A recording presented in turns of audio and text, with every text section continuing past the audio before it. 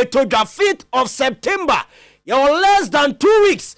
Na sa game no eba so anboabo no say ena tie Oto Ado ne squad no ehun sem kra say ena etie ye de ni nyina ehun sem eba corporate amanoni nsem a yaboabo no ene anwumrei ewo show ne so Sven Goran Eriksson wa film na tribute ne ba ena eba ba na eba so right now of battle cancer last year ena ye ka che ne so aka na afi ba ko pe nti de also ye bia onye ne quick na ene na reho sem ne ba ya he say de nipa dodo na edi tribute no enemu eba ye de ehun sem ebeba ene ewo dwumadi ne so join here ewo Facebook Promise Radio or your point Promise Post na odo messages aba ye be kenkan edi ama our brother boss player Eugene Adu Poku striker atena akonya kese animu ene entena na ye obi pa edema mwene enwumre ye ko amanoni na ye de amanoni sem atwaso ede amamo ewo dwumadi ne so Highway Sports on 102.7 live on Promise Television, live on Facebook Promise Radio Oyepa and Promise Sports. Ye ba se sia na amanoni sem atwaso ede amamo. Welcome to 102.7 FM.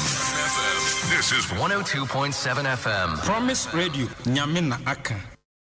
Promise, oh, yes! 102.7, Master, fire! Okay, Antino, quickly, straight away.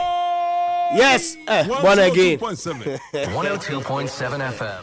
Yeah. Antino, ya kona ya di amanoni sem kakra ya sake na anwumre ete amamo ewo show ne so wabra ewie ya na Eugene Adu Poku striker tenase na ya keja gumni adi nkomo ya fa fisemo ya bobo ano ene anwumre ewo eye show ne so all set and done edin ketia to Arsenal from Arsenal to Crystal Palace. They said there be still 25 million pounds plus 5 million add-ons and a Crystal Palace etia eti Arsenal womu team no na wonim say din ketio turn it down and move to Nottingham Forest. I said there bibia chese Crystal Palace and ordinary cheno akosi akan enso atumi adamo mo a enom de free ho eba hwe benyame adomo ochena deal no ebetumi I confirm dama Crystal Palace announce eso ma capture edin ketia from Arsenal eno ensom eri Jeffrey ho eba ye demamo ewo eye dwumade ne so me ko Liverpool ase na and slot by ere say player crown mpanyimfo anse da mani bi eno de confirmation aba Giorgio Mamadashvili where goalkeeper Edman Valencia where any medicals awie ama medical no pass bibia ko through player no ebe science goalkeeper edi ama Liverpool wo team no 30 million pounds and then Liverpool tia Edman Valencia boboko no abra Giorgio Mamadashvili eba besia kan Edman Liverpool na yedika chem ese osan wi a obeto aso esia kan Edman Valencia 1 year loan na next season na ni achem enso ewo Liverpool boboko no aba na wabeto aso esia kan eje amomo enom enso eni Jeffrey ho eba yedem emamo ewo eye dwumadie no eso na mame fontudwa ese ne uram ewo Sweden and England Sven Goran Eriksson or yes Swedish international former manager Edema the Three Lions of England and ano paya bese dubako eno kanchene eguye orana film no orano now battle cancer last year doctors ekachero esa kamfie ba kope awobetumi alivi ewa asasi so edwonu ankasa hono no nim se obefiri mu enche na orano efiri mu no tribute ahodo na ena eba kasi play home no every the prince of England Prince William and odi tribute eba one idea to dwa SF Sven Goran Eriksson or a true gentleman. What I say was your maybe a Kemana or Dijuma Edma England. Woman not set him no born a woman then a choir one first one battle cancer any choir run and living a life or a true gentleman Tino one more we should rest in peace and also any Jeffrey Prince William I say Eba na Ukom Eco PM former Leicester City when he a goalkeeper. Na so ya Casper Schmeichel one also Eddie Atuja SM ne bobo na du baby no Sven Goran Eriksson and a Shepina on also etumi ebeye great goalkeeper and so football man one also Eddie Chibutaba other players and fans and managers bebre na hudona and a dim ebiaba wa bra Goran Eriksson a family ne ma and in a year, one so at your tribute taba, Obiam, a casem, a sad, as so rano, to me a free name, woman, a shesam, a cow coino, Wobenyam, eternal rest, and also a tribute to and also free muba. I a Jemamo, it was Sven Goran Eriksson. One also I say on him say early 2000s. Best saw 3 Lions at Jumani Massa, woman football, they interesting. Edma England, mine were brought. What did team no? Eya niema hutu bebu antimi afoma nyim crew ade na mom. Now share the 3 Lions of England were brought Goran Eriksson.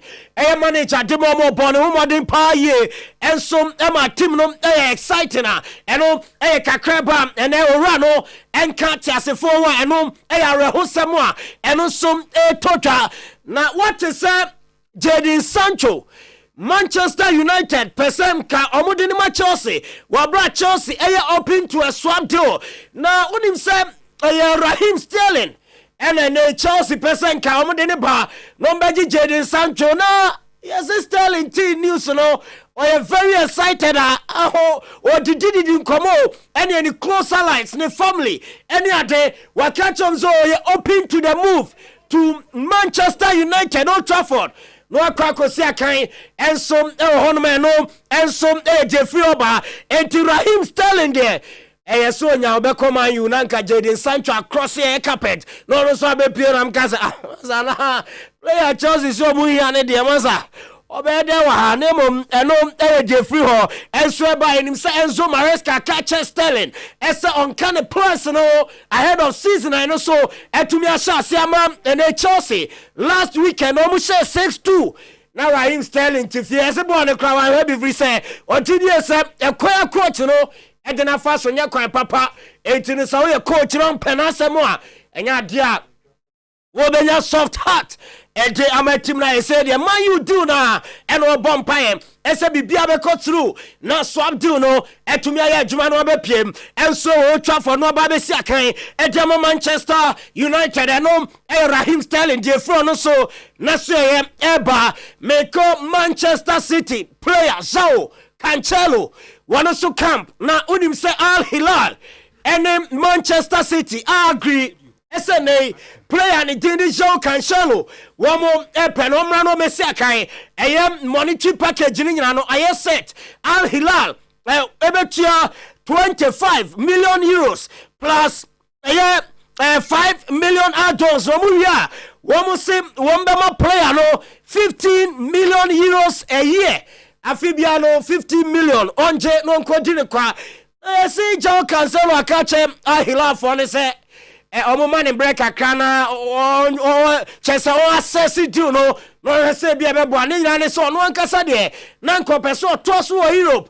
Na sem nay office be a shada matia and obe consider Hilantino or assess him a dealer or Montiaba to the table. So and some will consider as over Siakai, Edim, Amomunti, Sajao Cancelo Jitum.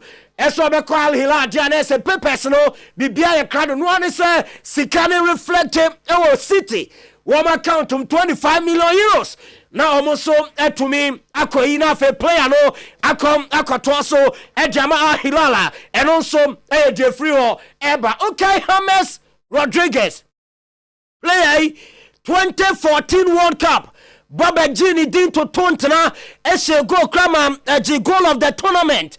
Afei or Saji player of the tournament. Now after 2014 World Cup, Madrid, Bayern Munich, one in a copy of Brazil, and for Ote, SM, and Che, and a Copa America, no, Ebana, you call the team was one trying to contract him now, Uncle, and Kosia, and for Emma team for 4, and we have confirmation, and Yabab, James Rodriguez, formerly of Real Madrid, was signed at the Rayo Vallecano. Was Spain, and they say James Rodriguez said, now Besia Kai, was Spanish Premier League anymore. Bomb at Timanity at the Rayo Vallecano, a free transfer. And almost Etumena and is a player, or you without a club after so terminating a contract after. Copa America and also Timetoja and Tihames coaching Chiriano was Saberi was Spain. Said one Rayo Vallecano and I Abeshabom Nabibia and some Tumiako Kama at them Amano Mefrio Menmanichem or Federico Chiesa. Now they say Bibia is set as a Federico Chiesa was signed at the Barcelona, one Bobo Kono. Na me Bonama Kambasa Sembi Chona and Federico Chiesa Deno. A 3-year deal, and they Barcelona, and they are to the table. So now the option to extend for a further year, and the account 3+1 or Jenny Natuma 4 years, and I all sign at the Amabasa. One more team now, Shiny Musen, Ecosiotna, no paperwork, no Etumiako, Ama Juventus, and Barcelona. One more to me, as I do Nemo, Akesika Kene, Basa, Zomugusuech, in Chili Pesca, Quahams, Yanya player bio, na Basa, Yaniska, Muma Eskaka. Na yam fam enko top player no mko ha so mumma ya busia akra ne fam ko top player na yam fa ne maso ba e bebo ayenti no eze lala sulala na basa omuguso eye na rehu seme wom nie unim se Dani Olmo wa bodada first game wa mobi second game wa mobi na ya busam ansi flake se na Dani Olmo situation at say no say we dey say mo nim se mo team no sikanim ya try ato Mikael Faye ya to Victor Roque ya to Clement Lenglet e dey free team no ayomo everywhere do so still you to me register Dani Olmo tie say dey aye challenge e dey am say Dani Olmo dey bia sorry anu afani boot ro training e do match there you be kwa system ne so na mpanyimfo aka chen so ru ahentimi mfa onto so into the traffic next weekend you be try na ye de wato so say Dani Olmo oya frustrated ni nyina ne say ogidi say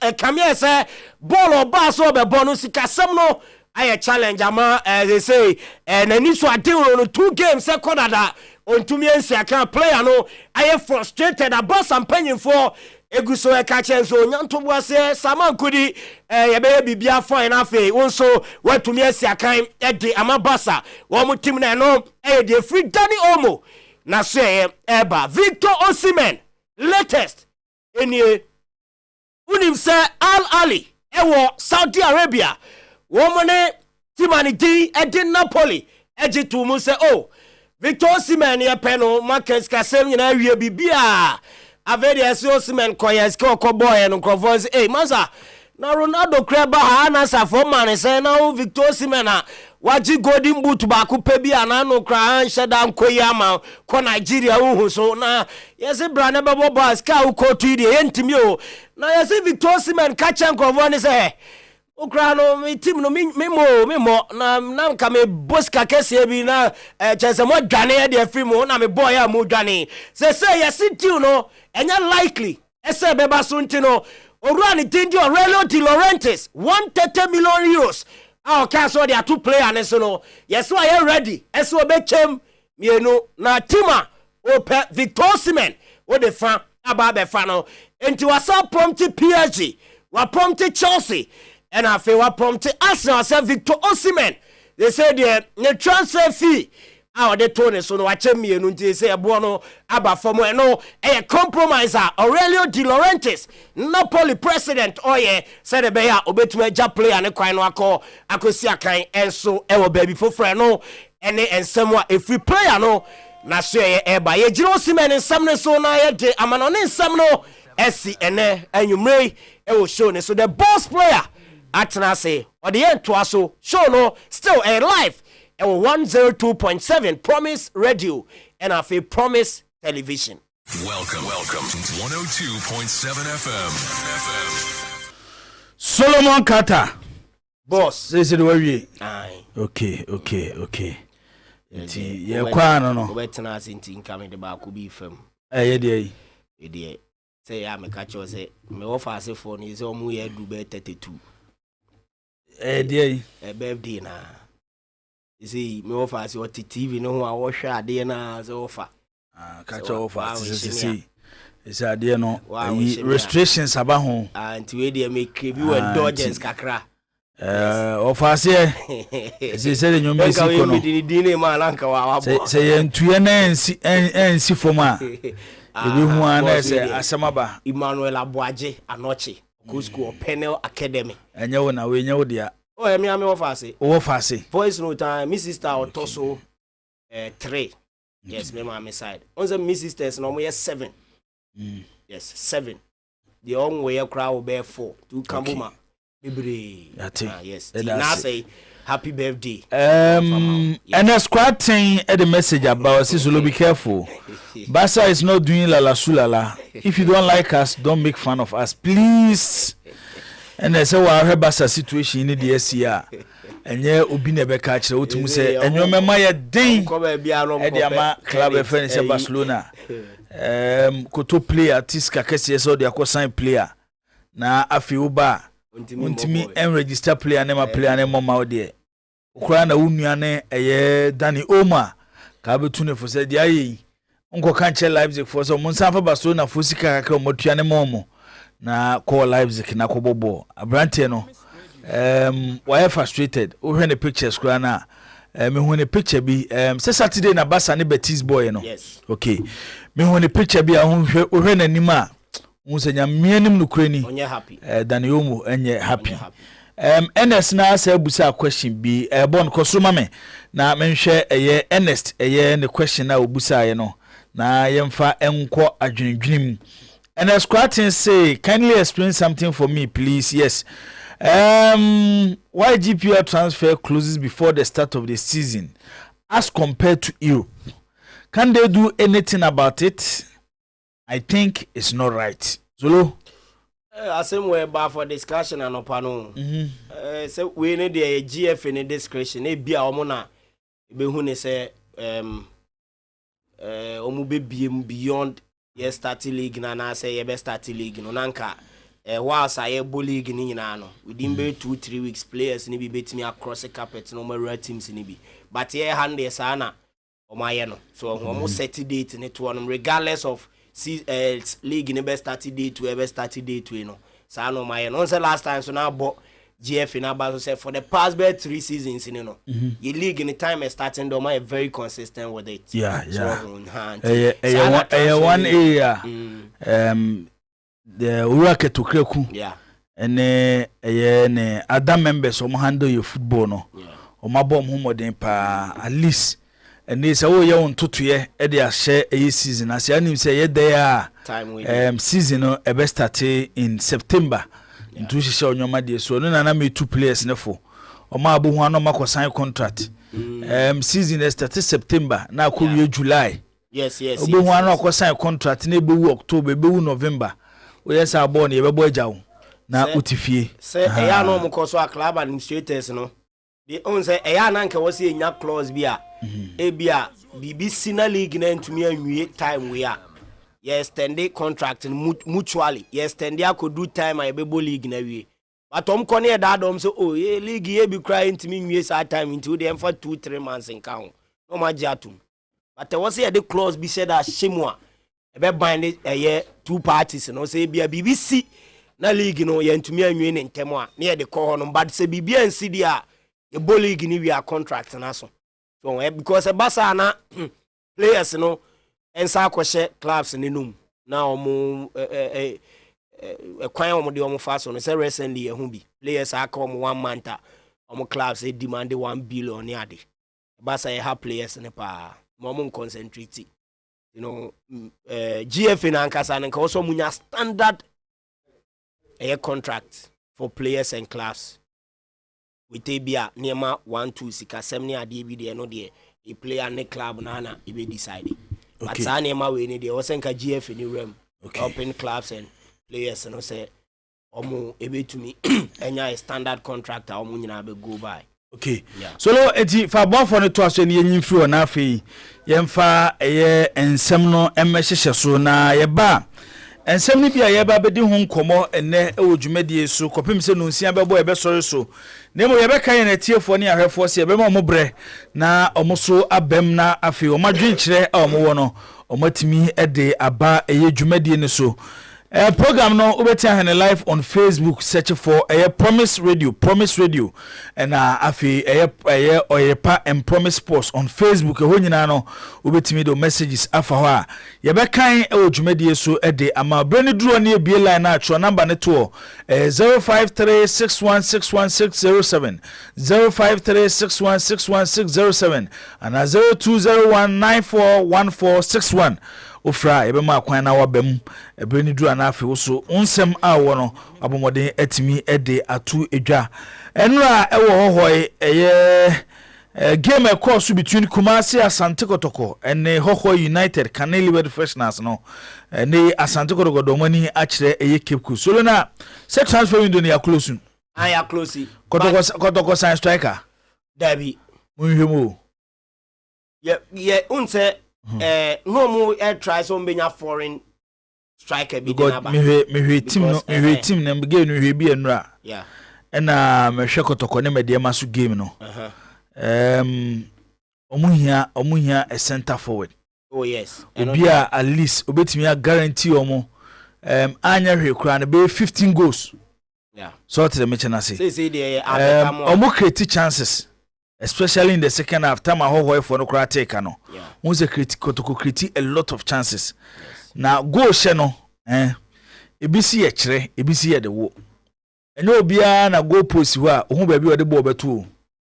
Bu hokra na bo na babeto na pressure ba no so.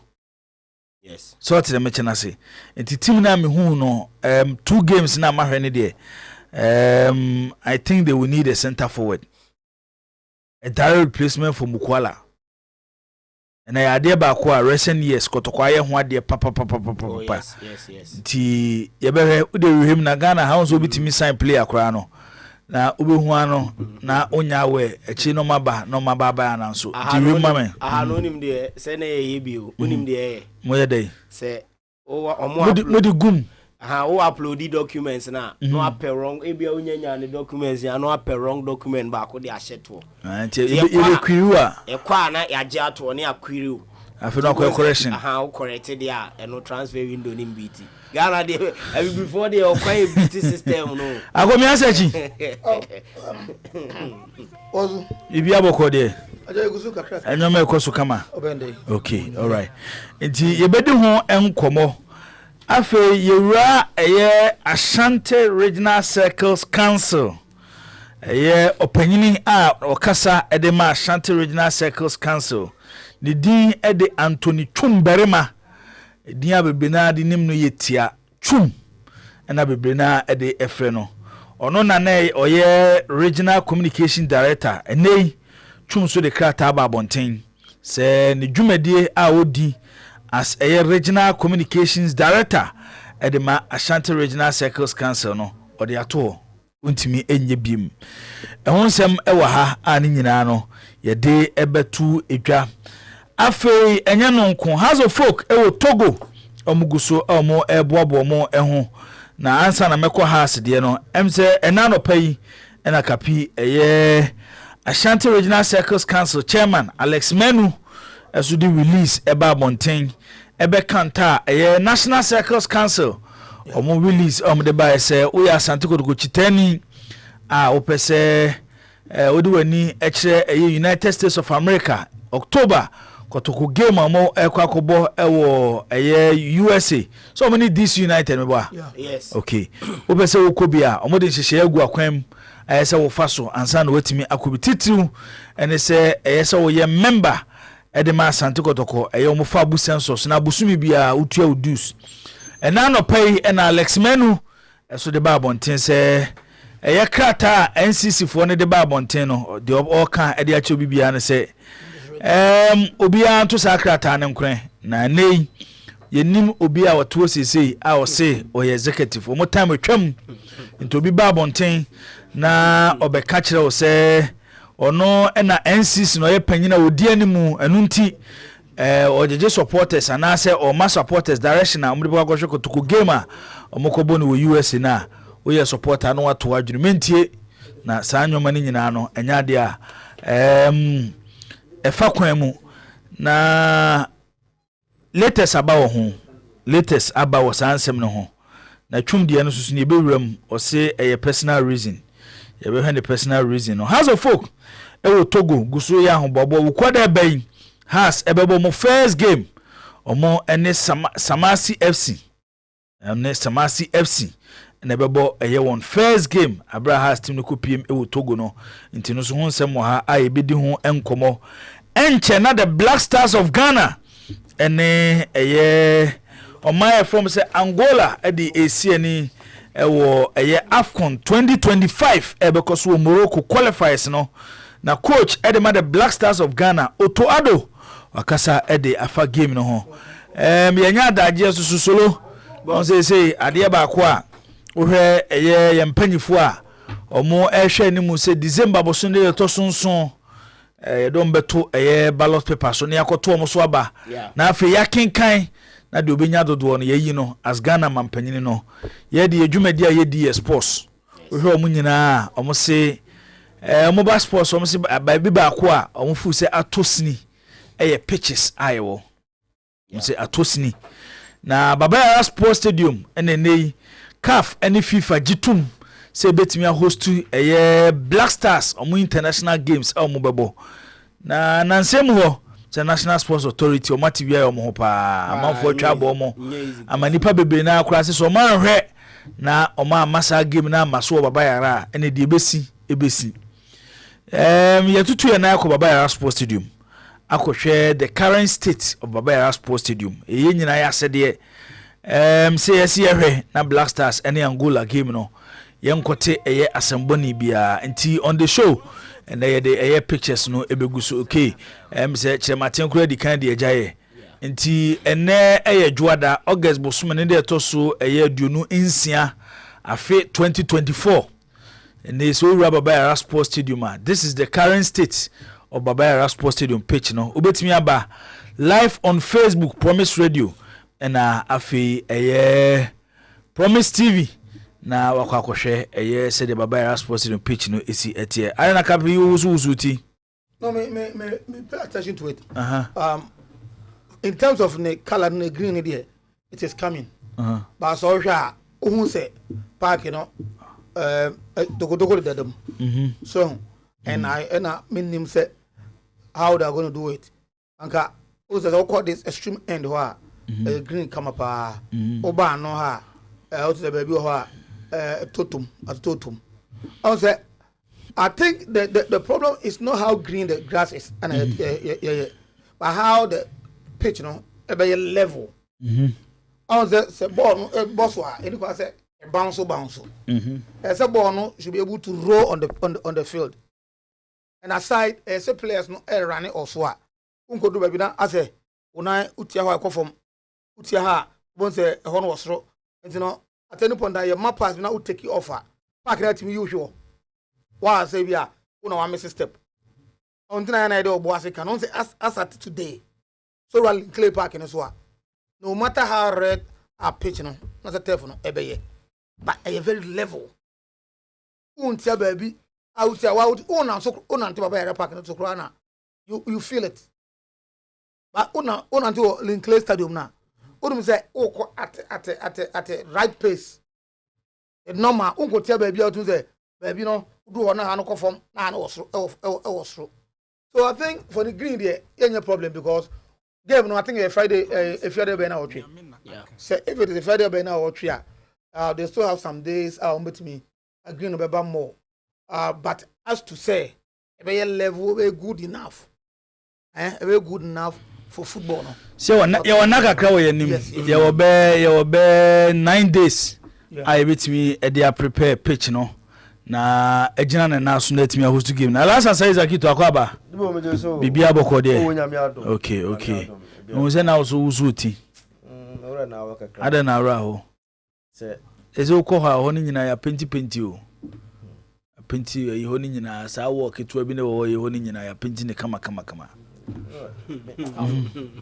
ya penti ye de bia ya reaction reactive ye proactive ye de bia ti se twen ma asemsi isi NS fo ukranam nim se water sprinklers na ye adwuma pa se we no na oze la no ba ku be no ko fa tanka bia no mo de adwuma pa isi na minim why we do this to ourselves.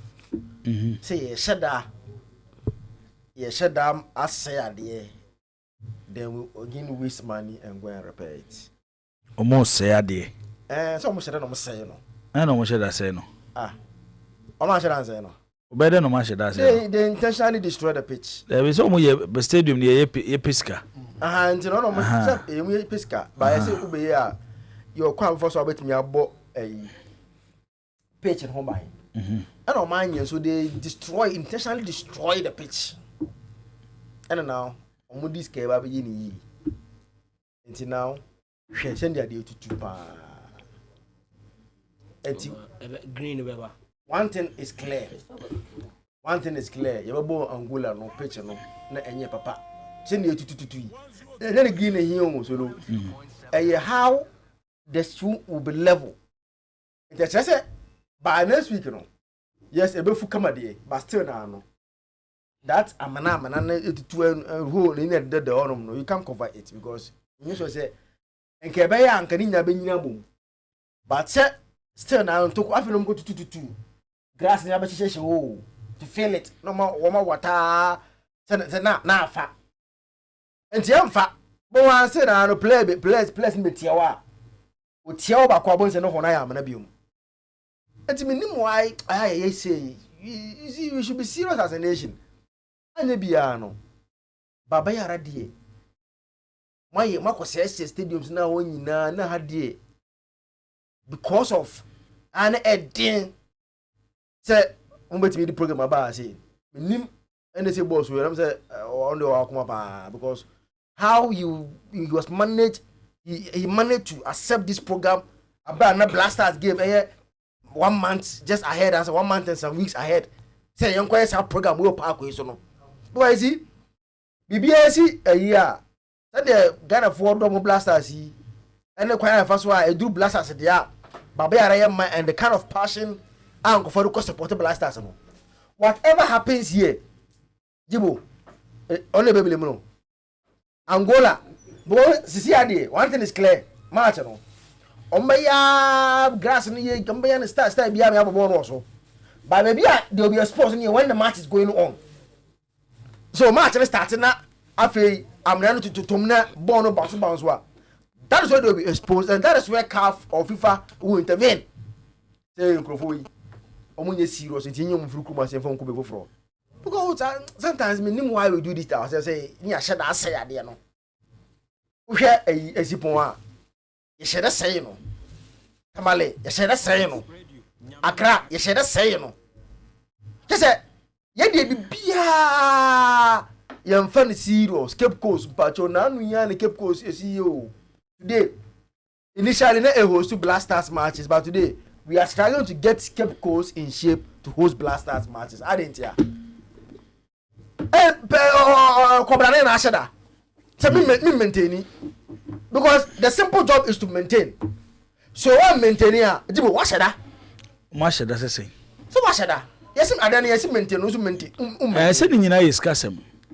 Is a key to your idea amount. If you are a mouse for maintenance, yes, if you're so not generate ska. Na for maintaining no. Dear Nabe. So mean Kenyan resign. But the more which one quantity no resign. Except which one quantity say you can do it. Do what one quantity so bet me aye. Enti ese obeye dia ye. But anu ye be ya na ye nyama basa na afie no. Bo say we are struggling to get a year. It I think say Jibo it's too bad, but let's hope say they are able to get it in shape. Because that this are making sense. In from Friday, days here, you know. I just said grass, no. Like it will not be at its best. And green in the evening, but Tibiana grass and a horn. Na horn na make you know. And na horn in enya. And it won't be at its best. It was a place and buy Angola so the omkro mo so those fe say come pa. And to abano be chair we so a. The poor match now say Ghana for you. Yeah, pitch basa o ma me bobo so. O ma ka bi a kire ya na o moko. O ma ka bi a kire ya na o moko. We nya so the enka o mo kama. Anything from kwan e kama tie ma be ka am na tie nyina. Me wan so ye nsanka ejuma anything for koye yo. So let's hope say they are able to put it in shape. Now, still now ready for the game because we have come qualifier. Yeah, we have come qualifier. Okay, yeba solo yan ha bo for yeba na ya we hensem nim sa man for edomo contribution ba efa ye NCC na afi Ashanti Regional Circles Council and we di maha na we so di asiha na we di amaha na we di asiha makase latest biaba nti yeba ye de ho nsem so ebetu dwantolo boss ye hwa boafo na afi yeba na ye de agro na hyehye so yie pa ye de asedema amuzu garlic bitters edupa ba adwaman so a onumbia eboa ema onipadua no egina brane na adwuma so kama eboa ma moja edi afrusane nipadua ni meti cholesterol so nipadua ni mafei eboa ma ojonso no se de eba no kama afei o stroke amuzu garlic bitters edi ema high blood pressure ebete so afei high sugar level ebete so edi ama na boa na se de uhu ade no eno so ebiemu kama pa edi amawa eno ene amuzu garlic bitters de allicin ene selenium ena agumunti no ema blood circulation nipadua nim no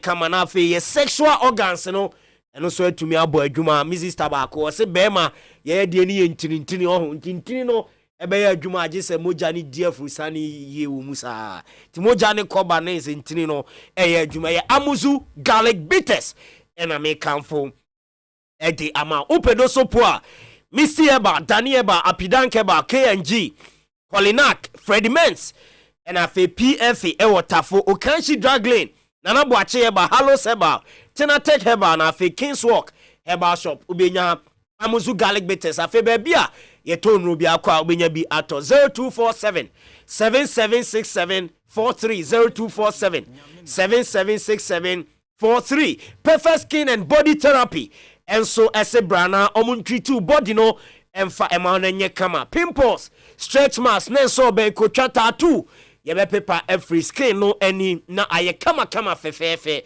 ede amount Perfect Skin and Body Therapy body slimming stomach reduction afei cupping therapy body enlargement and a flat tummy but so cupping therapy no dey asay dey ade bi I say cap sisi wachi na ohun massage body ni ade no ni nyina ya na ma body ni ye kama na afia hoden enso e bana skin no enso ay kama Perfect Skin and Body Therapy aso na ode wani che kuma se your Bushen Abraham Junction Accra Osu Akwaje Park Sita House first floor and Atakra de Soketan Junction Episode Lodge Hotel 0553 312911 and 0272 453535 OP wallpapers ama dem ayefe de tell say wallpapers ema edem kama and afei niema ye disese dem nyina no OP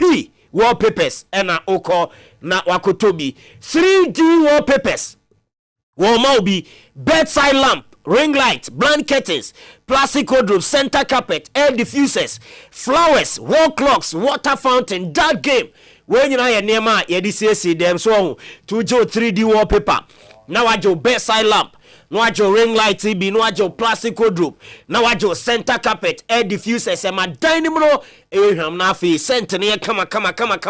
Wall clocks so hotino. O dining the ura o pia. Umpiero no one yan set na di ko siesie eze so de oye be ma na masa o tompanko esu dem a obi aba obeko wo se ehoye nika na omo ba omutimi check akra e wo ho edum pz na kwesi ageman the building the first floor ye ben hello fm abro sign na fe kronom barrier ye ne kronom market edi hwe ni mo abro sign is your first floor e wo so benya ye 0540355750 op wo papers the Forza Enterprise American gearbox oil papa come to DM automatic transmission fluid enubi ena sese obia eto edigu ne car nim ni gearbox no ene power steering na no na eboa na ma emu ayemre kama na ma car no na kone abedie no eno so awie peye eye come to DM automatic transmission fluid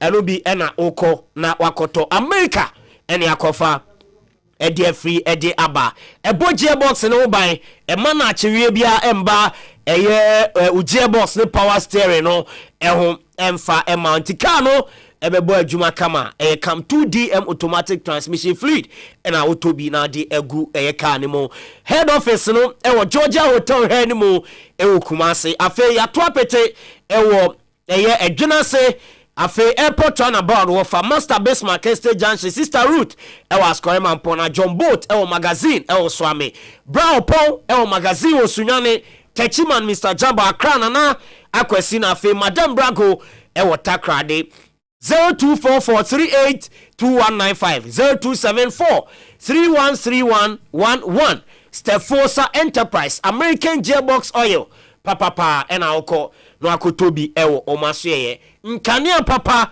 cable metals papa meche original certified cables ninyina Bosheba electricals Bosheba de obia aja tumo se adwuma na senyene krofom pempem na aba beton kania womo de esiesie omo fie ombeto wires ede akowire omo dan de bia problem bia ema eho chandelier corner light gate light ceiling light LED light steady lamp CCTV cables cameras screen holders standing fan afei remote standing fan ceiling fan air condition USB home sockets golds and switches 12V adapter digital video recorders and afei solar lamp any accessories ni nyina Bosheba electricals odi ope kanea any home primpna de nyina Bosheba electricals ope certified cables energy commission ajatum se nya wire bia na se cable bia na abetumi ato ede akogu dan so energy commission ba no mo he na nya certified na free Bosheba omtim ma okani nyina sa de gu form waboka na afi na oba beto bi beto ne preko na fa kodi djuma no na bibia bekoyi ede amount edum pz KJT market nhwe ni mu ho Bosheba ho abronsan etimu di djuma Bosheba building enso prisons run about ya branch kese baako ha na fe antiata akofo dan ni mu PZ nso Bosheba electricals ho 032203038 and 0536095966 Bosheba numbers no no boss yede aboa for unsem no esi na dwumadie no atwaso ede amayin. Welcome to 102.7 FM. Welcome to 102.7 FM. Okay. Promise 102.7 yeah twaso ede amamu dwumadie ni din highway sports no nsia na ya sorry so na afi no nsia kase bono aba betwaso ede amaye ya ba die afi na ye ba bebiebie ensem no mu eye Jack yenhwe ye mama for the kakra bi aba Samuel Apia or say so NCC and Ashanti region circles can put their house together but they are those mentia recognized. Okay, no ne de our day aba no me show me who ba kubi ewaha or say does the club not have competent leadership? Until when would this issue between circles executive end? No ne de our day aba no say NCC and the Ashanti region nsensemi yenim da kora eto ebetwa Zach me yesho so follow nsensema bena no pe kora no okasa kakra de efa ho entie ba ne se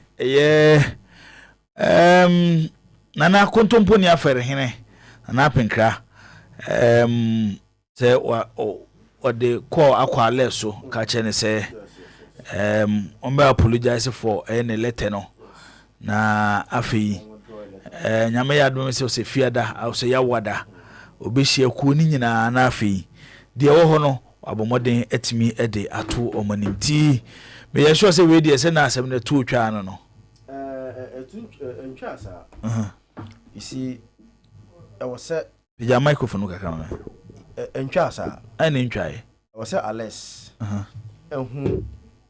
where he belongs to, the level and what he can do and what he cannot do. When you're the first time, okay, then also did release by one thing, but could be now Tokoni Nation FC, right? Also did release by one thing, talking as if he's the national chairman of the circus. Yes, we are regional chairman. We are to me say. Kotoko support based on dodo na no ne kase no ewa hase obi agitum sa but you don't behave or do your things as if you are the national chairman. No, because you see, in the first place the release was needless in the sense that you see since in the baby no and now one kasa unless you disrespected your superiors. Until there were issues between you and the national executives, you know. But I got to call. Omo say I was say omo say nyama no munya committee because what I like it no muni kapre in terms of nyama bia your operational activities. Muni ska maye. Do be ya first national chairman no in the menya. Enti now was say patrons dey bi ebem. Na musia IMC chairman anim and they can say Alex beg your national chairman and my obunku to pana chow we and I say beg bro afo chairman obunku to opa chow obunku toje no pa chow exactly too so obunku toje na ye pa chow obunku toje oh yes and that's all opa so ada we are say from there too much oh say no answer me sorry na and the one obunku to nyama bebe wa sesan o na na there oh there o say na nanim there na there we there no boys be achapa na wo kan boys December captain we dem so but na nanim there you have to behave as a one in vie. So, any man part national chairman chow opobi achow. Se mun kambom na team no mun shake se the be konkan. Ampa mo opa chow ye yana mu ka mu tribo mu. Afi mu ko bia na Chris no discabra mu mon kwa na e bre musika na mo operations na mo na mana mo ye nyama nyina. Enti se enye na utrim fine and all this pass achow na asem we buy you know. Oh, you pick a phone. Oh, che me hu eyi bi awonti na chichirim kire me na at least see the side of the story. Just listen to him na mo hu say oh say na ye oh e bi anke ni say anke bebu. But because in his mind he only begged for them to move on because now I say baby I do no only any option but me here but me trim there me the only trim it's the only trim on the about ponte no yes na I got your papa the only trim there what Alex trim no and then they are no pay what they have you know just na enya your papa he only beg because na say mpimfo na abem and just me here it's needless, very needless, especially when there was a directive say Munina Obia and hold on. Emma, the previous NCC form, for being in the until there will be a directive from Mensha. And as a report in the bar, then they see the way forward and move on. And see, I was said those who are closer to Alessandro, they have to talk to him. Let him understand when the powers in Ereche. And be our own Kwashawadema. I said, Kunta, trying to behave as if you are the overall boss. Meanwhile, you are Shanti Regional Chairman. And I think that if you read the tonation of the letter now, very disrespectful to the NCC chair and the executive union. And I think that it's good that Nana Abem and Kono alone should tell him, say, Masa, be careful. Because I said, we are trap or level of where you say, oh, maybe I would do. You understand? For him to be put to order, say, hey, Masa, calm down. Maybe any only authority to even do that. Maybe any panka, you see, you write to the mention. Say, let us say the who are one time. Let's say anything, and we are aware. Then, and more advice than normally are. But when you jump, now question one or more contact. Now, so can what answer? Now, you know what answer. Okay, interview coach. They will force him to what? Oh, what interview? No, to register. Who are you? Oh, force coach. Okay, I said they will force coach. Okay, I'm saying Force coach says player. Oh, evidence. Force coach. Oh, evidence. My mama turn up evidence. Let me. My mama turn up evidence. There will also TT. Zakito. Also say umbe force ugu. Me. Oh, won't you? I want also what? Into my evidence na yenhwe. Okay. Siasia, mami ntie wai. I used to busa a very good question here. Obia Krofi or say Jibo, does the Ashanti Regional Circles chairman becomes the acting national chairman in the absence of a substantive chairman? There's no nothing like that. There's nothing like that. Now remember, I even proposed to them say, at the point in their deliberation, I proposed to them say, and Omuma Ashanti Regional Chairman, Diana, Constitution, and yet first vice chairman. So the bear to me, I rotate on chairmanship position. You walk on, unlike House of Oka. I don't know, it is enshrined in their constitution, say, it's all Accra based. But think crime. Now with my open. It is somewhere I didn't open up the idea is on Tikumas, no. It's consequential. There's some constitution. It's a constitution. And also just a Congress. Yes, so me free not able to me want to say, if indeed, who per se Kumasi, the Obia or Tikumasi, the feature a war, our more leadership Numudia. And come on, Mendy, and you know my say, at any point in time, whoever wins.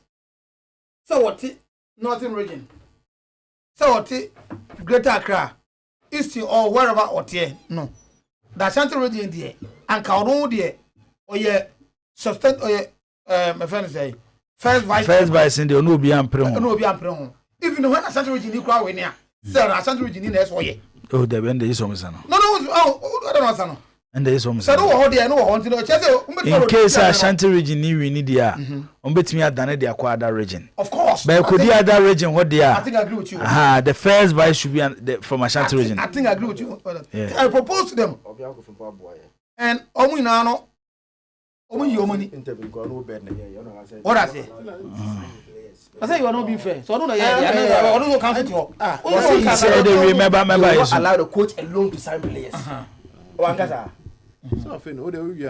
You see, sir, somewhere who say they will force the coach na so one kasa. Who say they will force the player coach na so one kasa. Obe mama say me say mama say an microphone off mbacho meeting. The whole thing is that I don't think it was important for Chairman Alex to this statement to be about. It wasn't important. And the point that I have, they say, Nana Apinkra because you were. I intervene. Now, what will the nigga say? The other circles outside the Ashanti region was also going to react. I come also back out to the statement. What if you say, unless it's becoming unbecoming.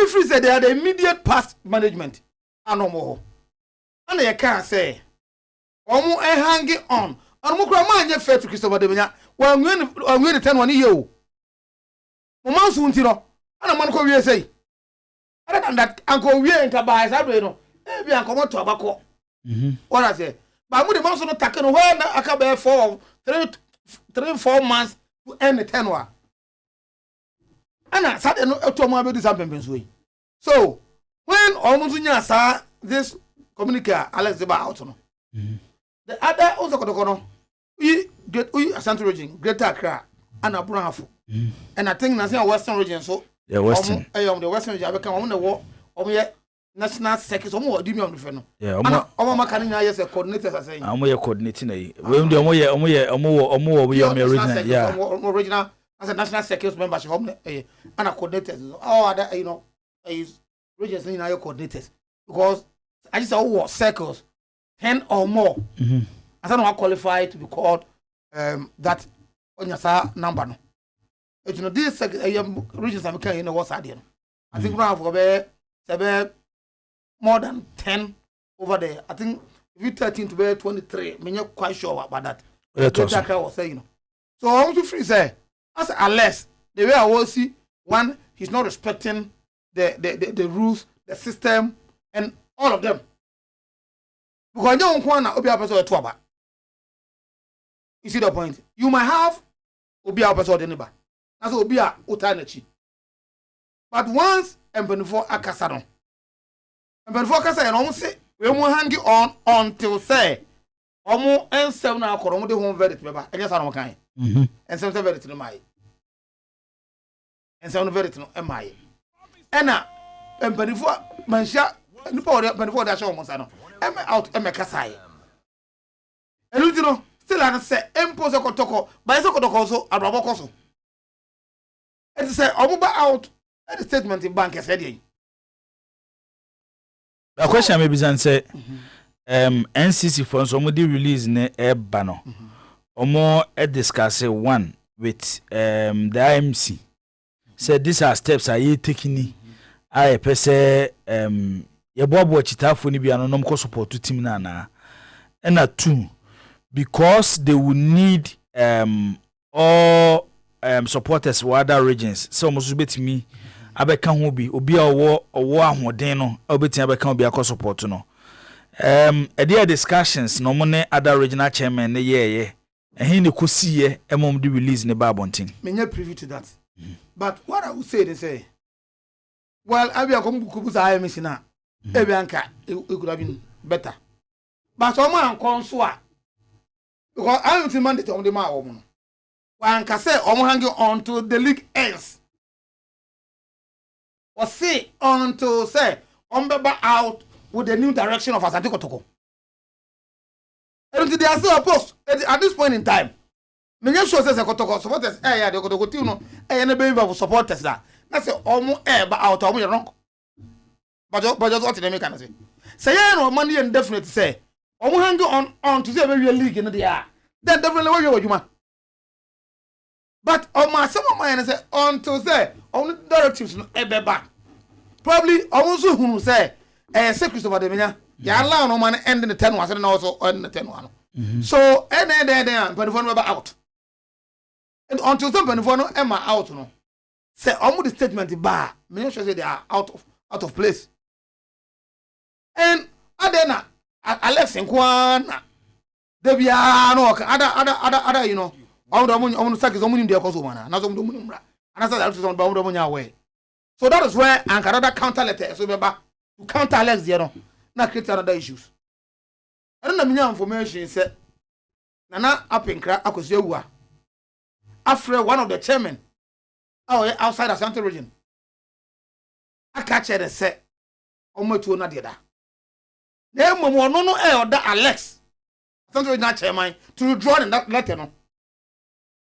And on Thursday, Obesia sa empenifoni nyina. The book about what I say. Mitipa. Oro na no. I withdraw na so after Alex say, "Or withdraw in the letter no." Na no Obesia empenifoni nyina nyame boa yawada. That is the information that I'm getting now. It's not that you know who said me yeah you know. Me jam obeda to aso. Meba. Ko bia ba ho. Better further particulars. Sir Obed. Mama ntie wai. Mr. Poku. Na me Page your microphone ko so kakra wai. What you for the beche kakra. You 100%. But yeah, same way there me I say. There are a lot of questions we should be asking. Kenya first letter na basa na kwam na na nsasha ase. Jibo gesi Kenya ni bisa na nsim bi kakra because if the national circles is coming out with a statement with regards to asanto kodoko etu kwan ene kwan echita for be faso akobia, there should be a consultation with the IMC. That's what I say. As I say, chita for penny for the share IMC. Na mudi akwantu no nkomo.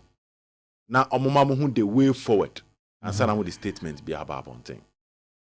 Okay, remember that statement by Zakito, you were there. We're all asking questions as to what is the motive behind that release. Emma okay, I said you need to say let's raise the hopes of the supporters.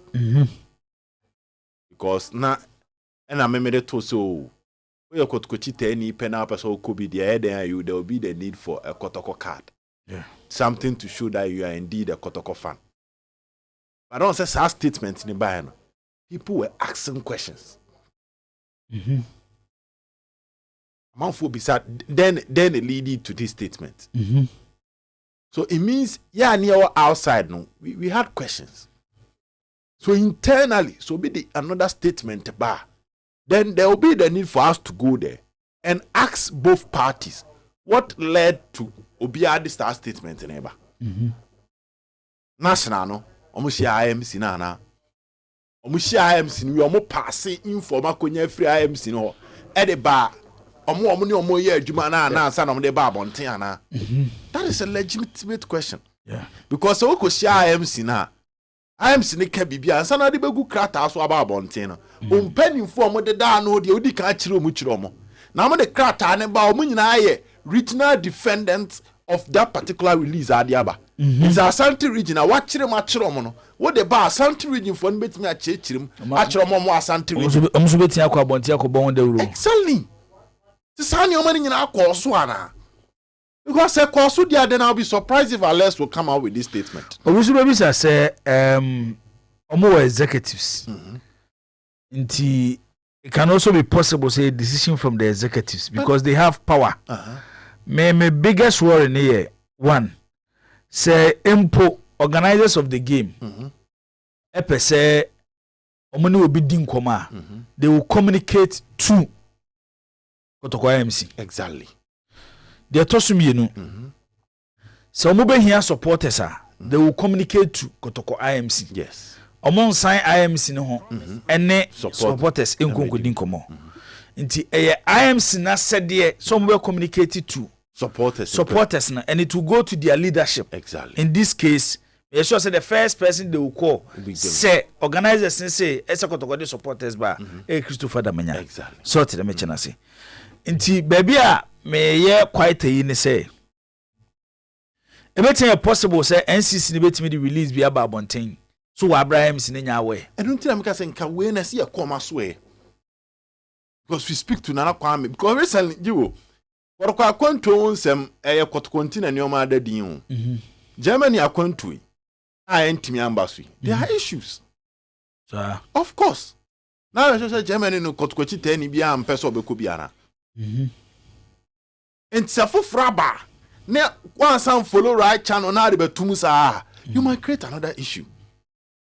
So the first thing I said national ne ye ne say omone IMC na din komo have they agreed on this key term because only penny could din koma and salary statement beba na your point be abebe nyina na beba intimate men omkoye omoje den na two mo omde we ba abonten na we na omde ba abonten cross circles no akese na ewom no madi hu nkoma enke ba abonten omu nyina be speak one language ana this how key term because na say na Kotoko Germany a tibo entimi anwie pay it is a foforo ba one due diligence anya adwuma pe and I know on Saturday na near castle I could travel and tour in Sanana. Yeah. And that's almost the were releasing him. Exactly.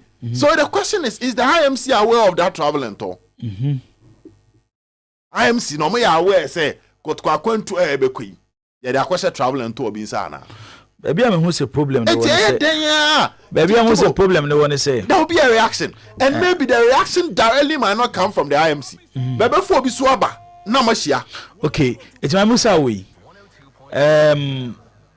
Brown for I'm for release a mabonting. Western for I'm for release a mabonting. Greater Accra I'm for release a mabonting.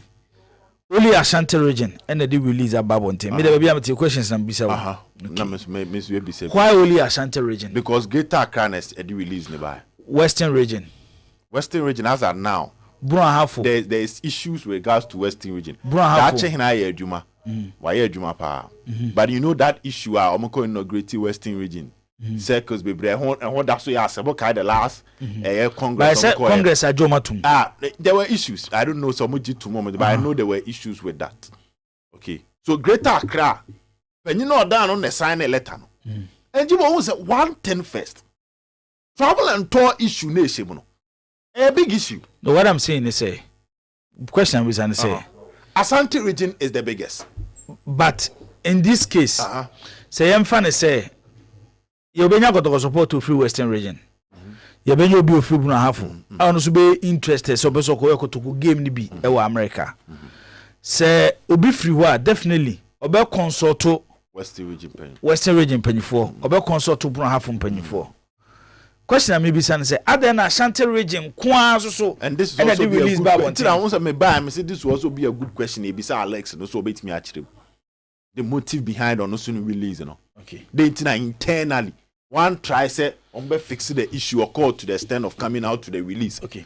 Nan as Samemwame if obetimi try am yenya NCC for mpanyifo ni bia because Felix Asarekwabena say Jibo I call some of the leaders today NCC leaders today and they all told me Nana Prinkra gave them the mandate. Okay.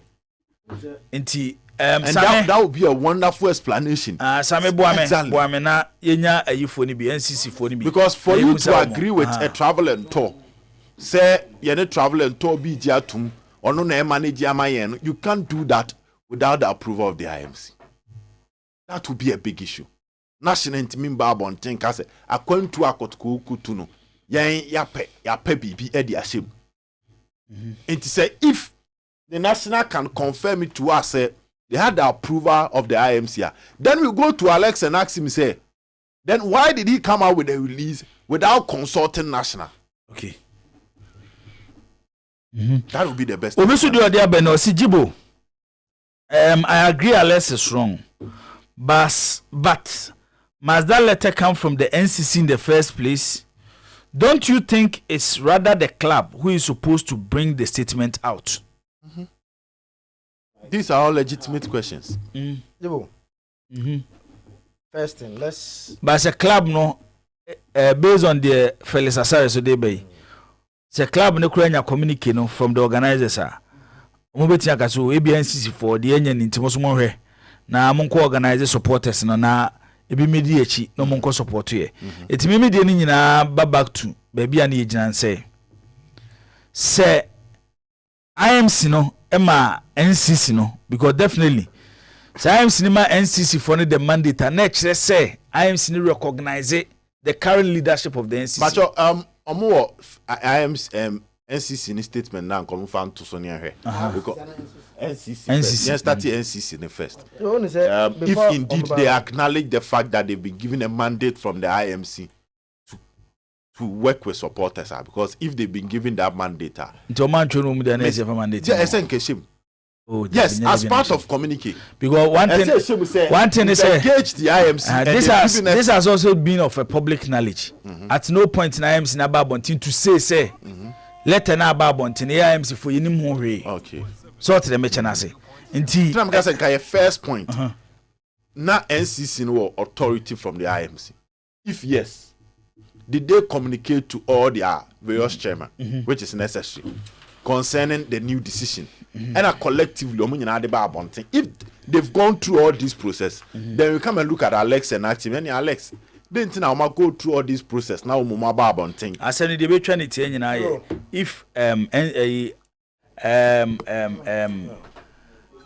IMC no ama the NCC mandate to organize supporters on be team that you support to US next asem na twetia eti ma wo be the but we are so I think that is it. So we'll do some calls and get to the bottom of it, because me personally internally so be the statement bisaba I counter national. It's quite worrying. It shows a lot of Afrani Isaac say the league is about to start soon.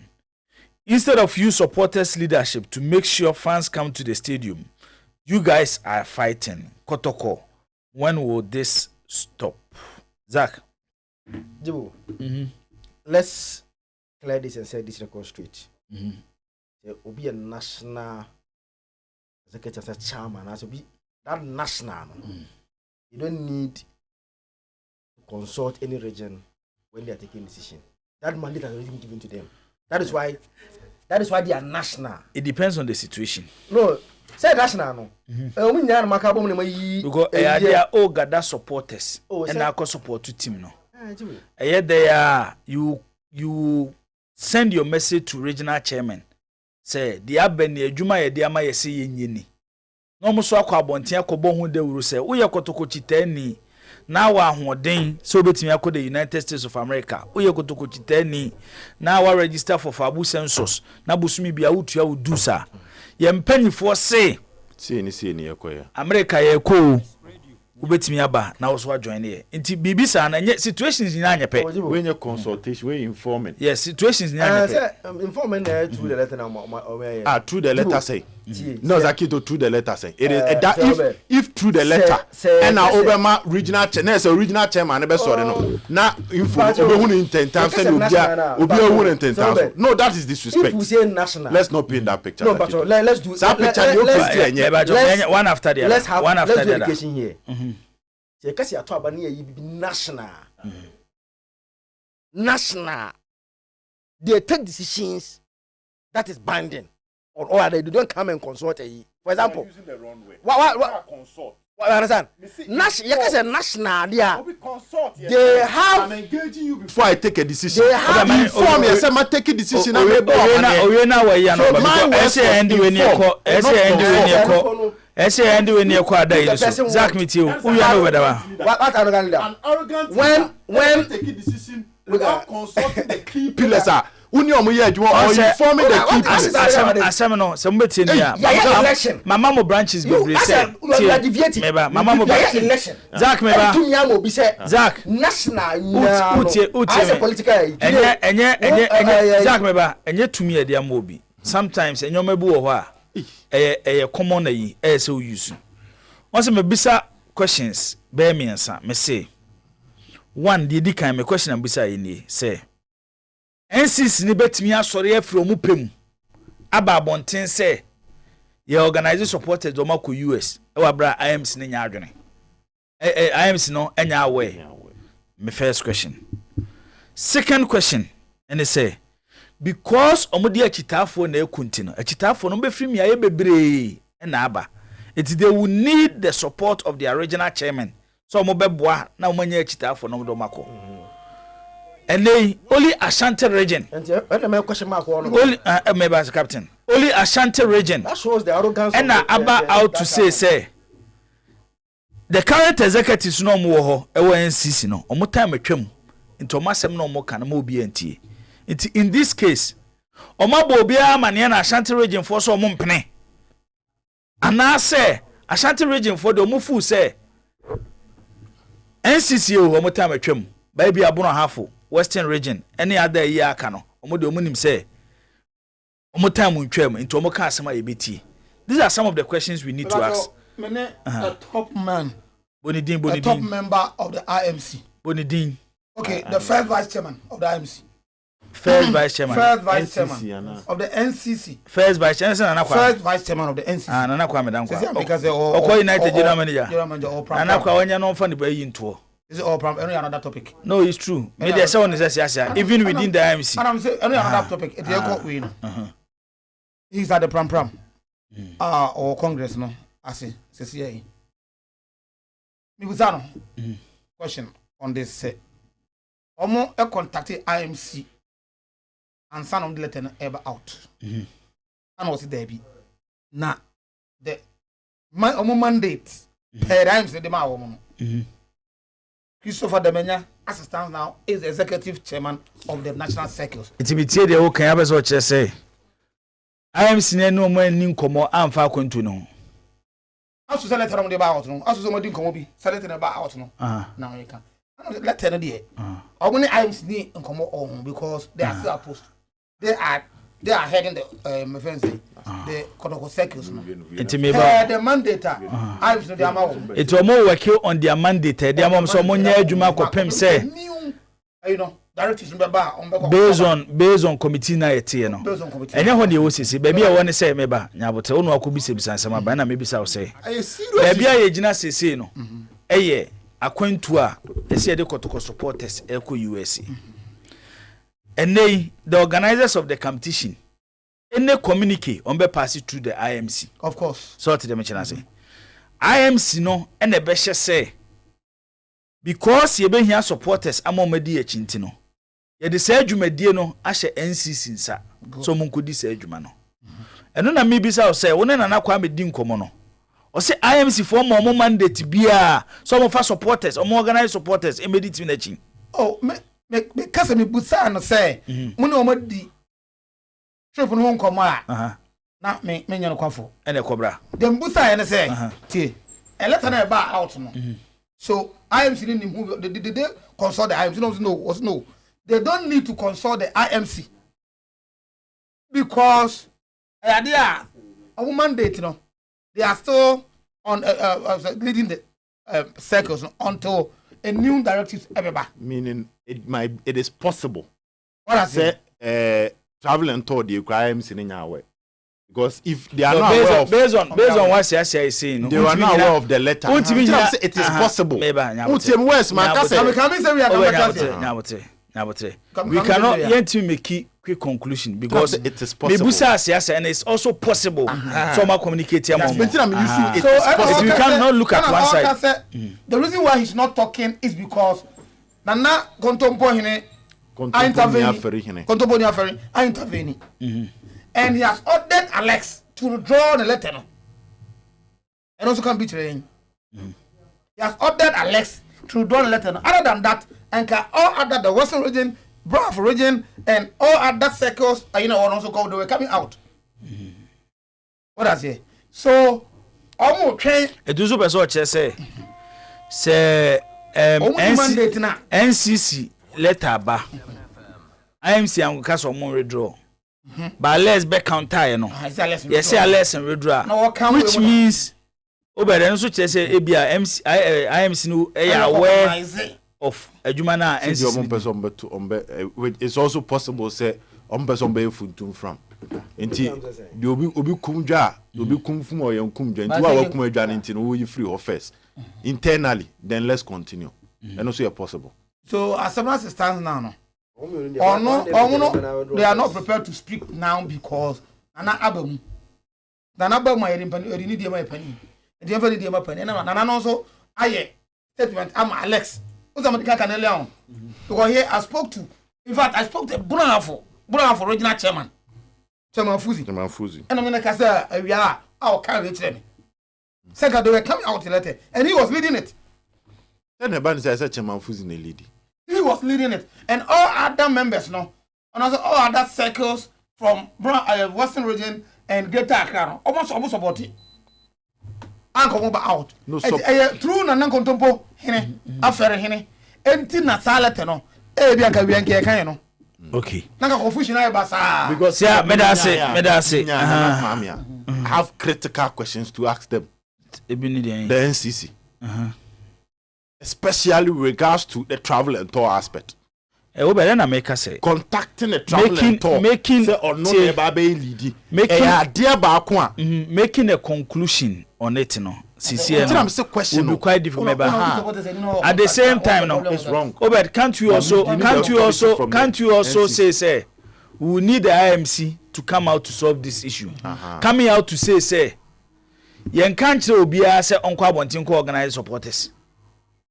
So we are supporter now person kwa because the last time Asante Kotoko yo majuso person mutu kwa Germany no.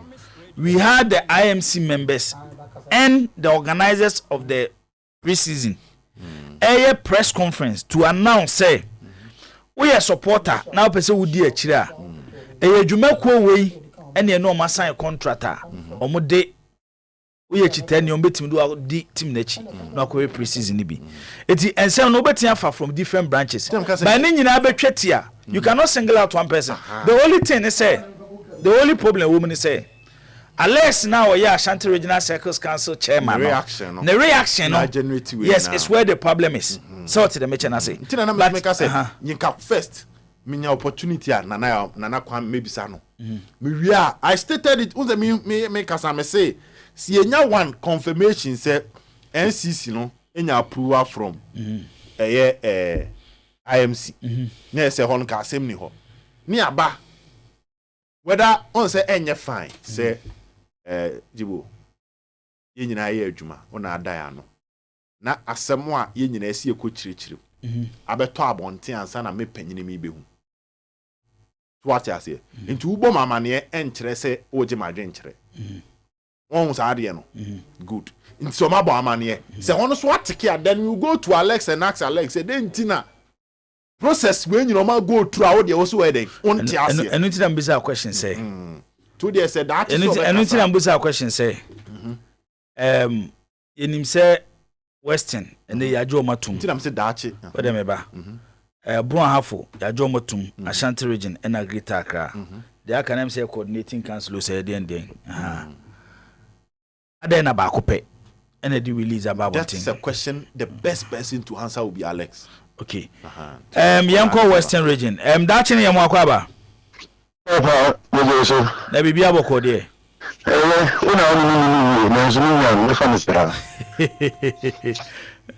Open to kwa o.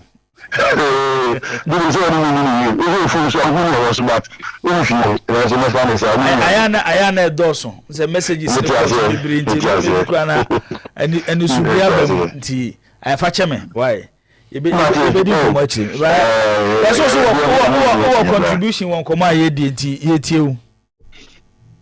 No, me follow when you know. Now, the big to as a chain, but Matisse say, we are the brothers, or the bra, made it be American, nearly tiresome, but in tiny. And you can say, position, or a bit more, or a bit more, brothers. Into a way in your no to you and for see I'm so tell dollars and me and my physique. Oh, dear, the national chairman, young for the enemy. But if I say something with the phone, you can say,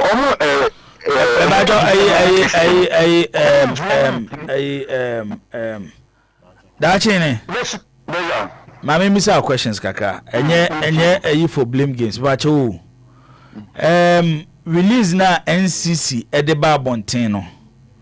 Efa Asante Kotoko akwantuo amode be call the United States of America no eba cho NCC for mpanyimfo ebo mama ne se bia Western region we ni dwumadi a de ahye yensa nti monkwa abonten kobo hu dawuro enkyere Asante Kotoko chitafo se akwanya aba se yeko support team no ewo America omo ene wudi nkomo as chairman of Western region. Better mpacho you. Omuni di unkomo. Omuni di unkomo. Ama okome regional kasamwa platform do yimina woso. Media kwa kotoso. Nti omuni di unkomo. Okay. Ontomo bo amane. Omo bo amane. Ansa na release ne babontin. Oba kai mpa na nsen de anenti na san komo no akwa chiro. Enye no. Eyen komo o medu achiro.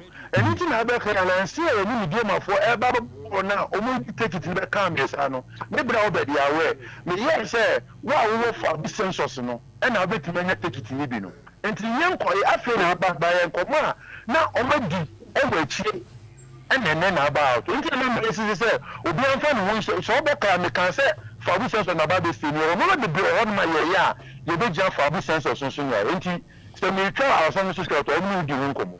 Okay. That's we are na me peti. Te why we are my dear that say. Same momo modern na munya ayibu ahafo ne Ashanti region afi Greater Accra so mame. Na yenye ni titia. Message from Nana Bewa. Nana we nya wa said odi ba e dear. Osijibo, good evening. I wish our circles would think of failing Babaya Sports Stadium and other venues here in Ghana rather than engaging in this unnecessary tussle of power. We shall fight them if they create any confusion for the club this season. Have they not realized that any time there is a broken front in the club, the team suffers? They shouldn't dare. Nobody will go to the America. They should all come to Babaya Sports Stadium. We so Nana Bewa. Also there our day abano Zach we odi na mame nti ye na sina fe yenko next topic so assembly na say say why na afumu so why na afumu me I think say ana make no enyama ehia pa e okuma say ye e support kotoko no enye bi ni America ko ntakwa de ehia pa no as Ashanti regional chairman was yokotoko no ade ehia no enya America ontakwa de ehia no say o support Beko Stadium o manifesto enyama o twehye emu a ema okoto aba se eno meka se o dada mu se o muji wasema muji tu mu okoto aba ma wono na se o se you fail Babaya Sports Stadium under your administration as Ashanti regional and the lowest attendance Babaya Sports Stadium, even though Afibia sote, but Oba no, a swat more. Only on free wa, and less. Kotoko, and lose more match of Babaya than they lost this season against that last season. Since I take Kotoko, Kotoko fee. No lose matches to do up. On that as an less my. Oh no my. Oh no, last season. Debbie. Check it time I moved to Ashanti region elections. There be no all about me. Or what name park so no yeah. He's Jibo or man message this year. Unless was the Ashanti regional chairman last season. Yabo league under him, Kotoko have set unwanted record. Say Babaya they've lost match at any other season they played in the Ghana Premier League. They hear no and say you mobilize supporters to support the team. Oh Babaya because you are claiming to be the big boss. If you are a big boss, as you are claiming, I was encouraging there. Sa bossy nature no to translate and bring supporters to Babaya Sports Stadium. And yet the bia and untokwa and we will allow only the coach to select to recruit players. Who are you? What power do you have to say you wouldn't allow a coach only to select players for Kotoko? That is in the view. When your view? In view. Was that kind of view a favor? In view no. Where favor? One man is authority in your obey me and yes, I view. Say me say me my coach on Kwans and the player. Who gave him that authority? And to hear him say you should use his same as Ashanti chairman to fail Babaya Sports Stadium here and yet America won't talk anyway now my toilet abekanta way and then here Kotoko needs support of Babaya. But as Zakito we topic we know obeso ni we kabium that said they were informed. So now I got two questions. Whether the IMC approve of it. Yes. And give whether them the mandate. mandate. And if yes, then we go to Alex. Then ask him why. And also the bar about him because say abomu nyina mama ne our platform so. Now say IMC no more mandate. Ale squad and can answer no. Ale mandate for the trip. Mandate for the just trip. Just part of it. Ozay. So are the supporters part of it? So you need to consult the IMC. Ade de omoye no. Se bibia ba sesie ya. Omaye bebo mu din ye Kotoko IMC no. Yeah. So tell me chana say. Nti omo na yeso omo kwan say as supporters leaders. So here is the case. It's Alex fighting the IMC to talk about. So IMC knows that they are say if they have a problem and come out to with a statement to stop them. And IMC knows a sitting there won't carry. And Alex go for Yaba. So let's handle asama baby free by ye. Man go for being going na IMC. But the let's who fight IMC talk about man. Circles for no supporters no money circle omonyo any circles no omodwamo messages na beba no. Oh they said they omo ye. So man hye monyoma ya man hwe ya the father of the matter is ade antwa ye me free say Alex menuano no antwa ye na kontombo hene afere that is not the amount no go ahead with that statement say on withdraw that letter no Alex statement about it and now circles na yes we afena catch circles na no kapi ye ho hwenyi no nema kakra bi ye ho hwenyi nema kakra bi ye ho hwenyi oh de na be no na be no yes sanyo kakra wo mwenyi because ase da bia no asemba ko na da bia omuko ho asemba na eken asemba ko na da bia na akofa ntoko aba letter no so na kwa me na sign o so oye first vice in charge of operations so say and na chairman na sign oh na the letters the baba letter that should be signed by the chairman especially when Nana Kwame at the moment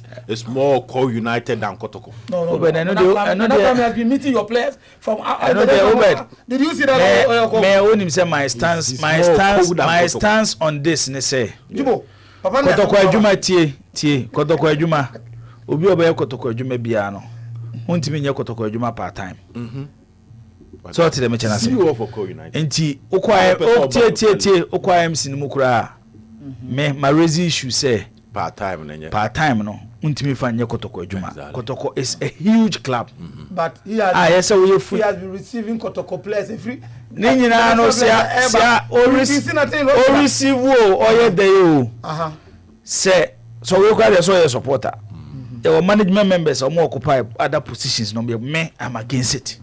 So you know Kwame nko so what the matters even at the bigger positions and Obed on kan ho asem and Gabena men kan no asem o can say tuaka because okay a year by so a first vice in charge of finance and administration next any line ma in charge of finance and administration say administrative work there we mun nyina kan say administrative work no but should be signed by the NCC chairman. Oh David Nana Kwame now is more cold than me feel say he's representing Oko at the moment and dynamic say as the CEO of Oko United say no circles net do pointer even WhatsApp groups cry come who boom no more jiska to support Kotoko munye ska circles for no that is the level that was on the light on a serious no me can say with them ba ama munye sika mutimi jiska contribute more to Kotoko than even the circles it sends a message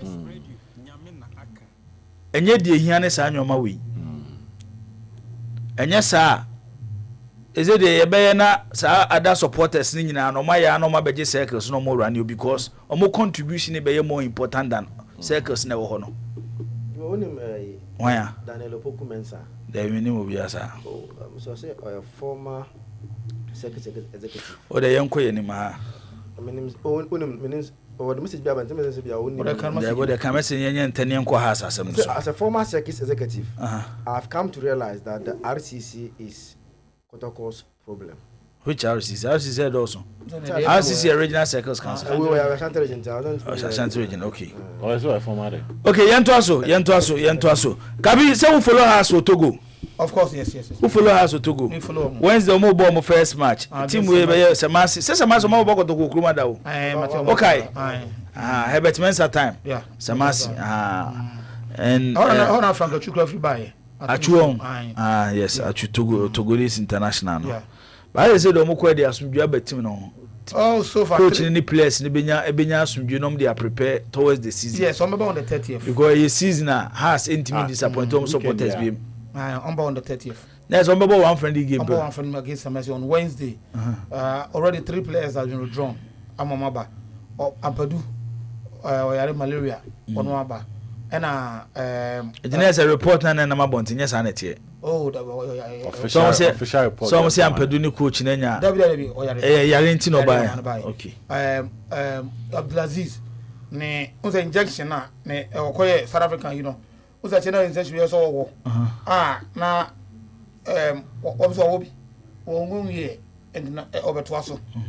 Eno de no. Now coach na o san ye ne rehabilitation work on the beach or the some beba enti ono so aba Abdulaziz aba ba no mo nim we nyina no ne koye.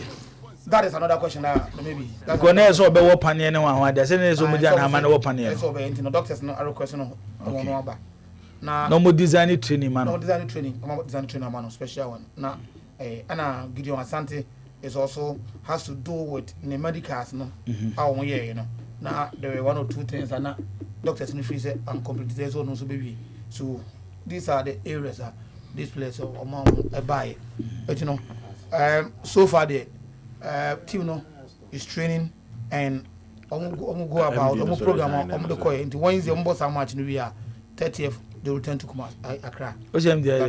MD Nidian. MD doesn't know MD out of the country. MD and me am na chat. Me na personal chat. And oko for short holidays. About the second holiday. Obeba nyame ya aduma cha Edwada ana Benada de. That will be the second Yeah now Ghana. That was Asamo Kachrem. That's good because he expected House to be competitive this season. And I said this season there, Omuntim Film supporters. No go area. Kotkone Hasana. Yes. Omunyina is first 5 matches, Omenya Kura 13 points.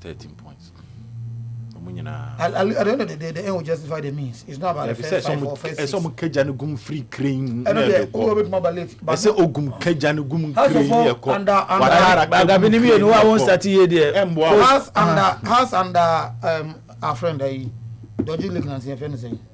Bodu almost started league here. Yo, but season league no. No nobody knew how much league. But say Bodu na start league no. No make as House start because Bodu bomu later. But on the league now the point so the means and the home math coaches me anyway you. Has best at almost first 5 games. Now Watara to power no mama na tena. Odo an kasa dey say ranko polo betra no na woka and me no me ni na free say the house do no dey aka yo no. Yes. Because me say the materials are sample no say so keja gum clean. Or no there no on that aspect you know you agene. Because me say materials are afa no. Anya we this are move away from last year or last 2 years no koran no. Aba players are abo premier ni bi. Omo premier ni bi a year or 2. Omo sa kwa no boatin obo premier ni bi. Sa Steven Apia Asari obo premier ibi. Among all these guys are here come premier for and that's what the coach promised the team no and told the management no and the board no say ope players are obo premier ni bi da omo ya de. So whether they are the first choice, second choice, third choice, they've been able to get those players for him. Jaka on the technical they have added to it. Now what is this what Tara say he was expecting more, especially on players on sign on this season. Kotoko was expecting more. Right? But the on the ball. Do your coach say club and the transfer dealings fell short of his expectations. And on your mistake on Bepano. And on no moon cause one TV. The all canon a stanza very weak. This is what we have. The club at their money. And therefore now back continue. Now it's all catch it one idea. Now your friend say Yakasa Omanya Inamo. And this is a team I must support you, I defend you. What I say? This is the management that support you, defend you. And then not make us say Polo Bob Kai. This is a team I will be so one. Not even chances of going up. I am better than some go down. But okay. Do some more. Okay. You are better than one because I say I don't want to believe that my inner cars as me. Other than that, to man quote. Remember, some just sorry. 053616070201941461. Koviza Kito. Yenye fanfa bo for. Where from the GFA na a source from GFA is telling me say pictures na ma bontin about Baba Yara no. Omona they were in Kumasi over the weekend here because CAF actually almost said they want to see the current state of Baba Yara sports stadium. And to be pictures no try no. When the name say CAF I disapprove say the angle some try no like they can't see it very well. Na ka for no more say park na da ho. No So more. they have reps here. So Na picture do be picture be between the tear and kama kama mo ma me ade na da ho no. They want to know the current how it is very well. Lazy man work. Oh, so obi twa picture famro. Oh, so they have workers. Na picture no oni camera say beti twa picture yi baba ya te say Santiago Bernabeu. But maybe a two you ntimi mfele. Hwe. Obe Isaac to jai. Jai. Isaac to jai. No ba oti hey. We beti twa picture ma otirinwi. No ba won say. Eso na ye kokota yi. Oh. I think say Sabe yankola so. We have to deal with them very well because they are going to disappoint us. Yanko same yemfo frefo di kan odi ba bi akasa finado asmato aso. Jibo mi no be ga fo na men tense no bo ase. Nana mensa ye tie o. Awa jibo mi pe wa sem too much are ndra. Miss me feel you rough. Be ya da ododo. Onu abeja fo yin a chewa me akoko na ejiro ti sami ti are ma no rai. Hey, Jibo.